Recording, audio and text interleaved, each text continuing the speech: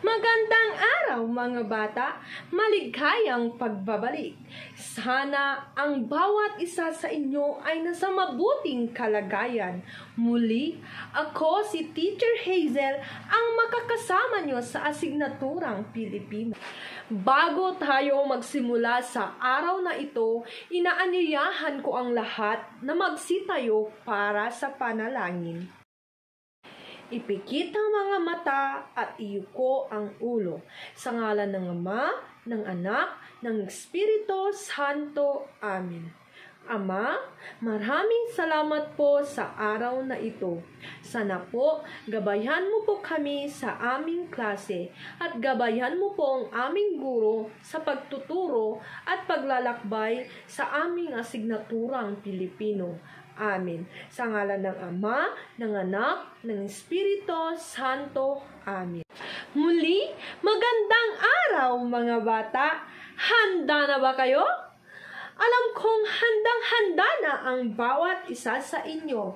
Pero bago ang lahat, bago tayong magsimula sa ating talakayan, meron akong inihandang sayaw. Alam nyo ba ang sayaw na ito? Ang sayaw na ating sasayawin ay pinangalanang pinamagatang kung ikaw ay masaya. Alam nyo ba ang sayaw na iyon? Magaling! Ngayon, tayo ay tumayo at tayo ay sasayaw. Kung ikaw ay masaya, tumawa ka.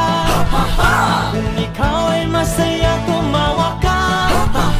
Kung ikaw ay masaya, buhay mo ay sisigla. Kung ikaw ay masaya, tumawa ka. Kung ikaw ay masaya, pumalakpak.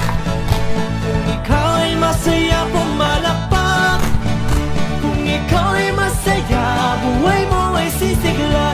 Kung ikaw ay masaya, pumalakpak. Kung ikaw ay masaya, pumadyak ka. Kung ikaw ay masaya, pumadyak ka. Kung ikaw ay masaya, buhay mo ay sisigla. Kung ikaw ay masaya, pumadyak ka. Kung ikaw ay masaya, gawin lahat. Kung ikaw ay masaya, gawin lahat. Kung ikaw ay masaya, buhay mo ay sisigla. Kung ikaw ay masaya, gawin lahat. Magaling mga bata! Ano muli ang pamagat ng ating sayaw? Mahusay!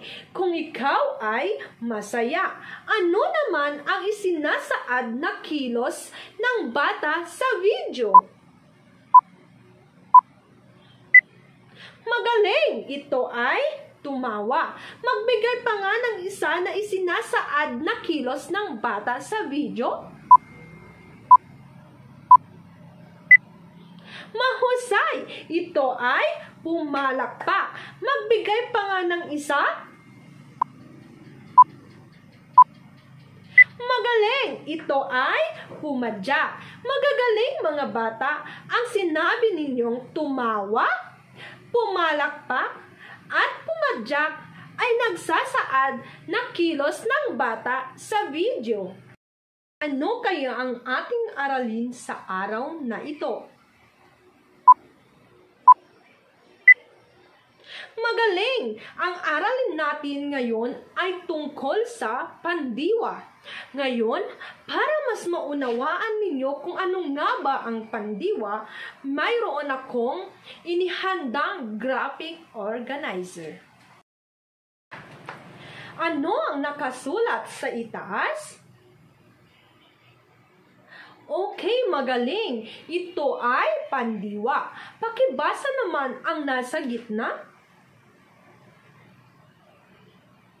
Oo, ito ay nagsasaad ng kilos o galaw ng tao, bagay, o hayop.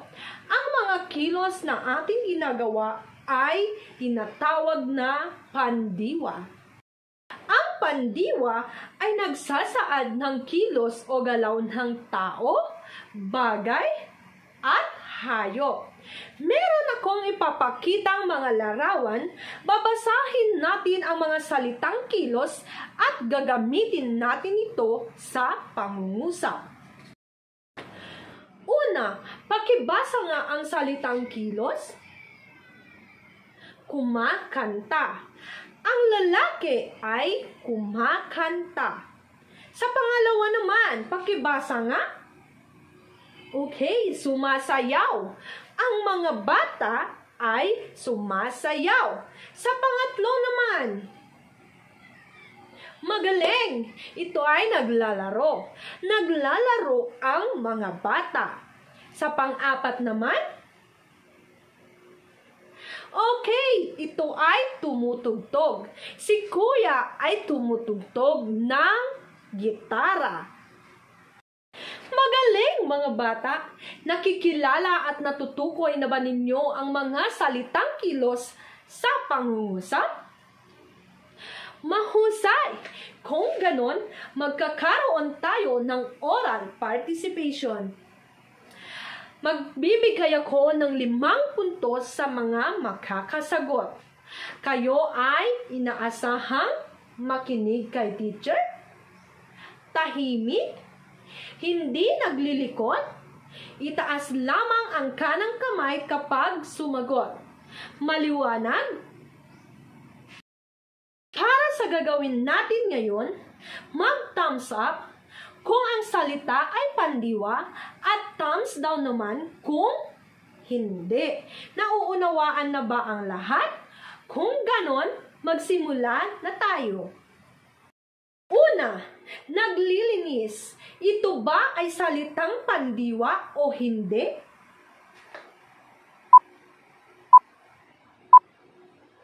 Magaling! Thumbs up! Ang naglilinis ay salitang kilos. Sa pangalawa naman, lamesa. Ito ba ay salitang pandiwa o hindi? Magaling! Ito ay thumbs down.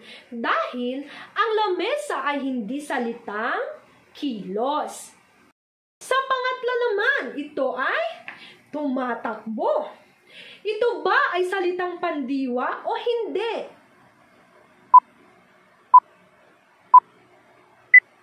Okay, magaling!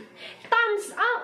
Dahil ang tumatakbo ay salitang kilos o pandiwa.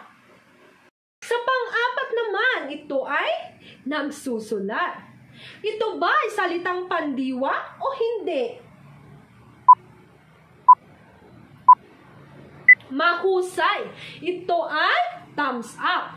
Ang nagsusulat ay salitang kilos. Mahuhusay mga bata.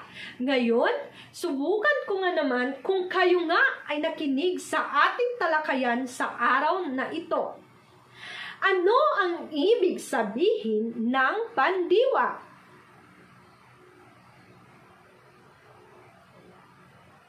Magaling! Ang pandiwa ay nagsasaad ng kilos o galaw ng tao, bagay, at hayop. Magbigay naman ng halimbawa ng salitang pandiwa. Mahusay! Tumatalon. Ang tumatalon ay salitang kilos o pandiwa. Natitiyak ko na nauunawaan nga ninyo ang ating aralin sa araw na ito. Palakpakan naman ninyo ang inyong mga sarili. Dahil talaga namang matatalino at handa kayong matuto sa araw na ito. Para naman sa takdang aralin, maggupit ng iba't ibang larawan na nagsasaad ng kilos at gamitin ninyo ito sa pangungusap. Nauunawaan na ba ang lahat? Ano nga ba ang takdang aralin natin bukas? Okay, magaling. Ngayon, inaanyayahan ko ang lahat na magsitayo para sa panalangin. Tumayo at iyuko ang ulo at ipikit ang mga mata. Sa ngalan ng Ama, ng Anak, ng Espiritu Santo. Amen. Ama, maraming salamat po sa araw na ito. Maraming salamat po sa aming natutunan, sa aming asignatura. Sana po ay gabayan mo po kami sa araw-araw. Amen. Sa ngalan ng Ama, ng Anak, ng Espiritu Santo. Amen. At dito nga po nagtatapos ang ating talakayan sa araw na ito. Hanggang sa muli nating pag-aaral. Paalam mga bata!